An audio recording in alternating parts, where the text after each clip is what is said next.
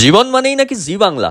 লে পাগলা ঠেলা সামলা। জলের কথা যাচ্ছ ভুলে, মনে করাবো তাই কিছু কথা বলে। জল খা বেশি খাও জল, জল না খেলে হয় খারাপ ফলাফল। তুমি কি শিওর জল খাওয়া বেশি হবে না একদিন সর্বনাশী?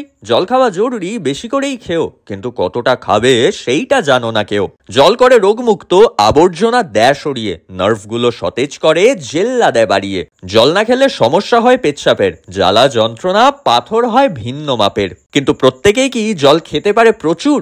এই প্রশ্ন করব আজ দূর। ডায়াবেটিস থাকলে কিডনি হয় খারাপ, ক্রনিক কিডনি ডিজিজ হয়ে ওঠে অভিশাপ। এমন সময় বেশি খাওয়া জল চাপ দেয় কিডনিতে, ভাঙে তার মনোবল। বেশি জল একবারে খাচ্ছ ঢক ঢক করে, কিডনির ওপর লোড যাচ্ছে বেড়ে, কিডনি ক্লান্ত, উঠছে না আর পেরে। পা যাচ্ছে ফুলে, মুখে ফোলা ভাব, কিডনি ফাংশনের হচ্ছে অভাব। কারোরই উচিত নয় ঢক ঢক করে জল খাওয়া, সিপ করে খাও, এভাবেই উচিত নেওয়া। 4 লিটার জল সাধারণ রাখেও, ইউরিয়া ক্রিয়েটিনিন বাড়লে 1.5 লিটারে থেমে যেও। এই ভুলগুলো শুধরোতে বলো প্রত্যেককে। তোমাদের প্রশ্নগুলো জানাও জলদি আমাকে।